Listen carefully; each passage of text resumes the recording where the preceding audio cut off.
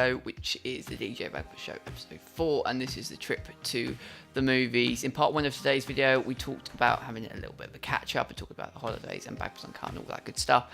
And also in the last part, we spoke about my love for the movies, talked about some of my favourite genres, and just talked about where my love for the movies began and in general. So in part 3 today, we're going to be reviewing 4 movies, one which is good, one which is bad, one which is ugly, and one of my all-time favourite movies. See what I did there? Just stop it, Stephen. It's not that good.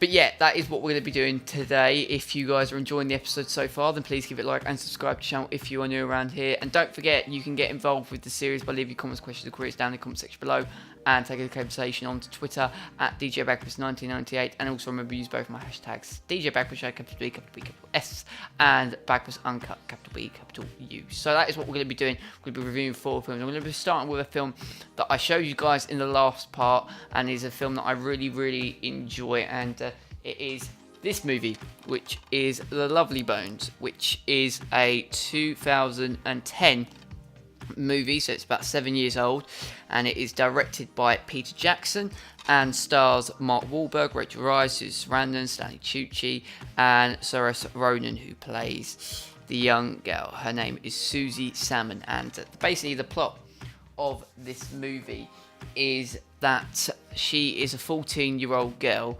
and she is kidnapped and murdered by basically a pedophile. So it is a sad story, and she's kidnapped and killed, but she then is stuck in the in-between. So she doesn't go to heaven, she doesn't go to hell. She's kind of still as a presence, as a spirit, and she's trying to get to heaven, but then she starts to investigate her own death, and she starts to try and make contact with her family, and also make sure that no other girl gets killed or gets kidnapped by this horrible man who's played by Stanley Tucci, who already killed Susie and has, or could potentially kill other girls. And it's a really sad story, but it's a really kind of beautiful tale. It's basically a drama, and it's been given a certificate of 12. It is rated 12 and contains a child murder theme, disturbing scenes, and moderate violence. And so it is a bit disturbing at times, but for anyone who is under 12, it's a film that I would say, I would definitely be, 12 or above to see it. Sometimes you get 12s, but any, 8, 9-year-olds see. It's definitely a high-end 12, certainly. But I remember watching this at the cinema, and it's a really good story. It has moments of fun and happiness, but it also has moments talking about, child murder and abduction. And it is powerful stuff, but what Peter Jackson does really well, he's the guy that directed King Kong and the Lord of the Rings trilogy.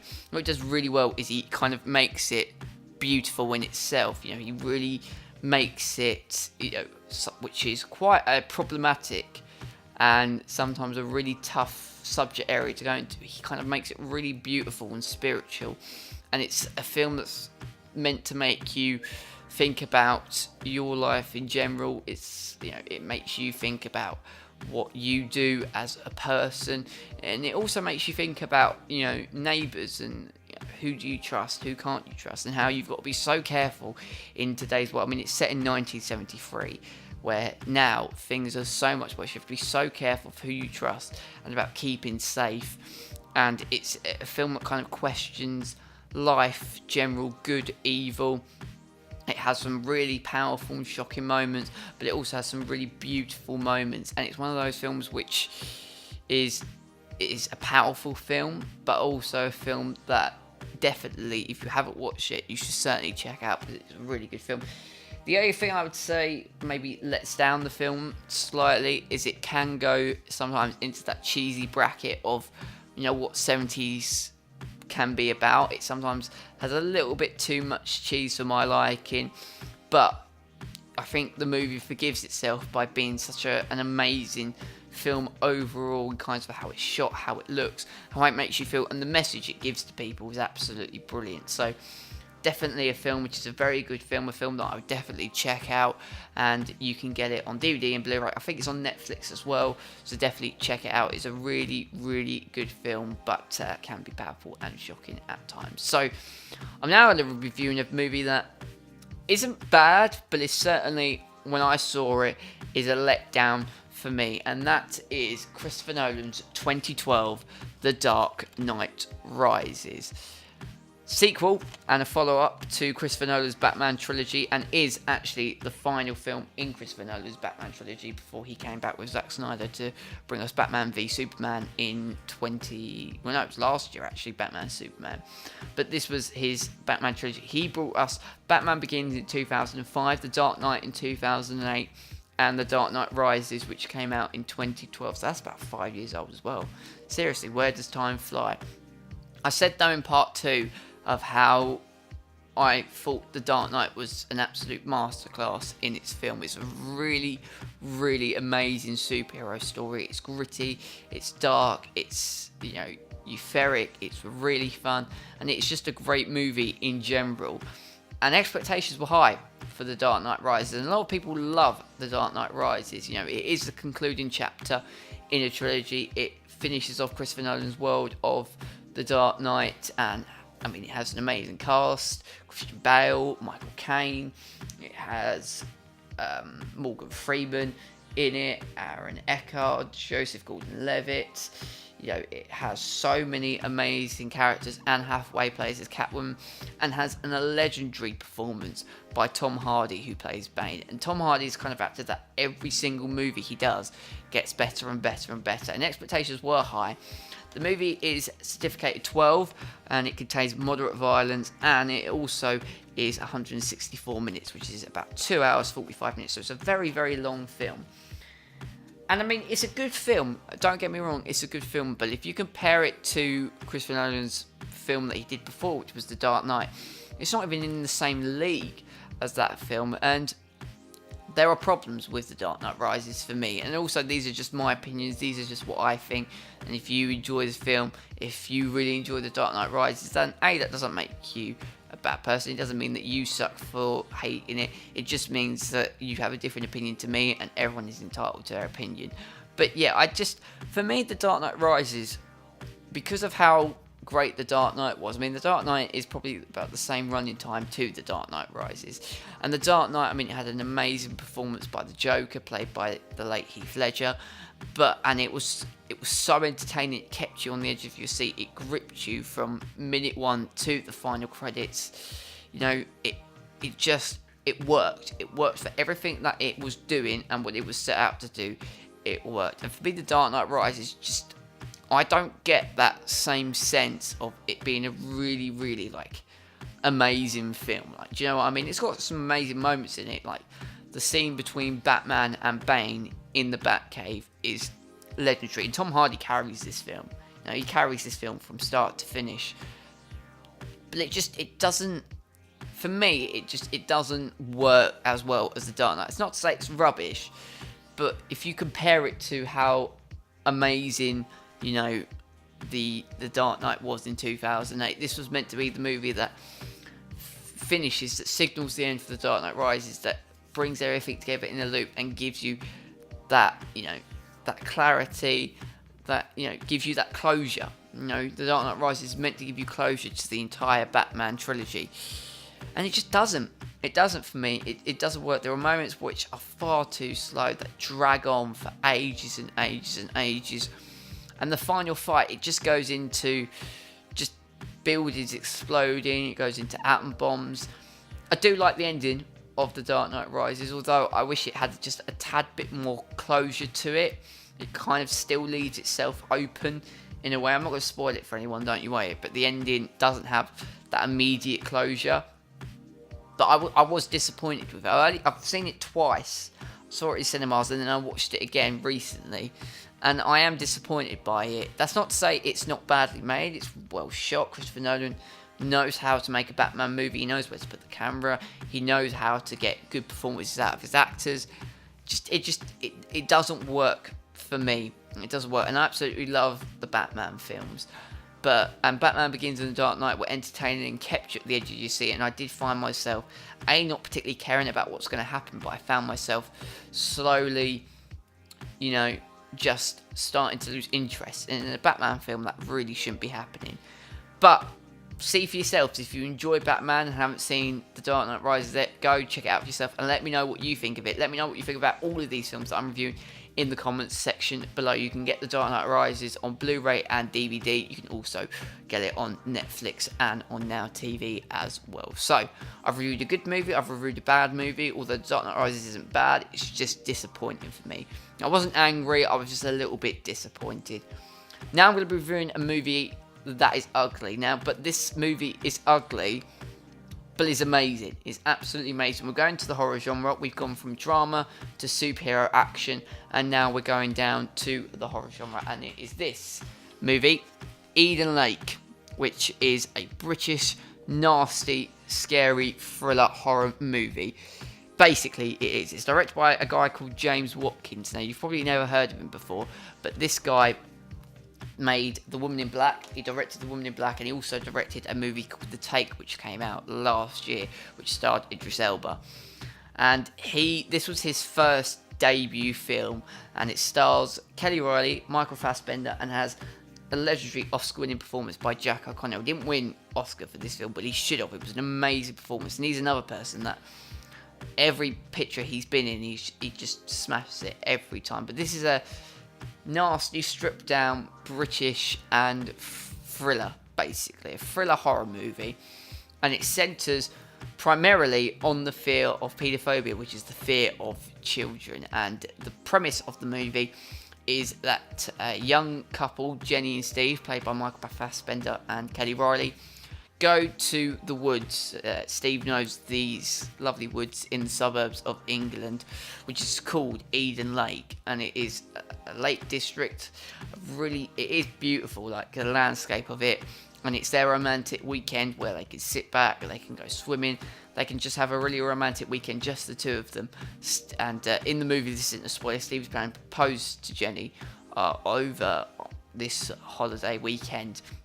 However, they run into a group of 12 to 13-year-old hooded youths, and it kind of tackles a story about youth crime of the ASBO era of teenagers and young adults hanging around in street corners and basically terrorizing members of the public. And it kind of starts harmless. They start doing stuff that they play their music too loud. They have a dog that goes and starts barking and causing them problems. And Steve, as he does, he wants a peaceful romantic weekend. He goes over to them and says, would you guys turn your sounds down? He literally does say, can you turn your sounds down, turn your music down? And they don't. And they have a beach ball which has the car keys of their car in it, and they then steal the car, and then a confrontation happens late at night, which ends in, unfortunately, the kid's dog gets stabbed and dies. And this is when the movie does a complete switch. The teenagers then get a hold of Jenny and Steve, and they start torturing Steve and Jenny, and it kind of turns into this game of cat and mouse, and torture ensues. And what the message of the film is that even though all of this horrible stuff is happening, Kelly Reilly's character Jenny and Steve fight back, because it's survival of the fittest. They have to fight back. They've got to do something like that. And the question that it ponders to the movie is violence appropriate, and retribution, is it appropriate when it's done to 12 and 13-year-olds? And it's a really nasty movie. Now, I said in part 2 of today's video that not many horror movies scare me and upset me. This upset me, and this did scare me, definitely. It disturbed me when I first saw this ages ago. It's a really horrible movie. Now, it's certificated 18, and it contains strong bloody violence and sustained terrorization. I mean, it's only 90 minutes long, but it's harrowing. It's absolutely harrowing, and it's so realistic that I think the best horror movies are ones that are based on true true life. I mean, this could easily happen to anyone, and it's a nasty, nasty piece of work. It's, it makes no two ways about that. It's a horrible, horrible movie, but in a really good way. It's meant to be brutal. It's meant to be nasty.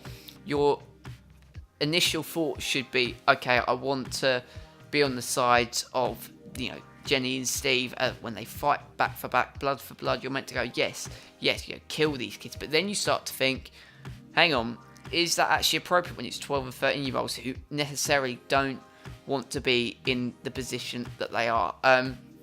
Jack O'Connell's character is horrible. It's a really good way of, I've seen interviews with him, and he's a really, really, caring gentleman. And he has this ability where he can just flick on a switch and become this really evil character. It's one of those movies which is kind of, if you don't feel like you've been hit by a bus after the movie, then you didn't probably watch the movie correctly.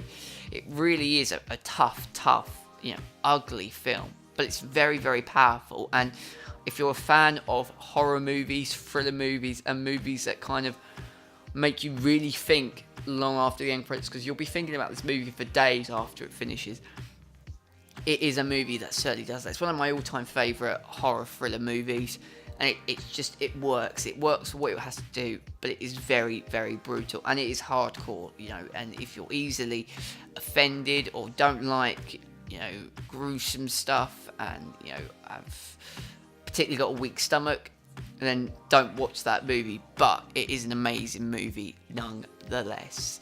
Finally, I'm going to be reviewing one of my all-time favourite movies, and this movie is, I think you can guess what this movie is going to be, as I'm wearing the shirt. I spoke about how much I love him in part 2, and it is this film, Django Unchained, and this is the 7th movie by Quentin Tarantino. An all-star cast: Jamie Foxx, Christoph Waltz, Leonardo DiCaprio, Kerry Washington, and Samuel L. Jackson.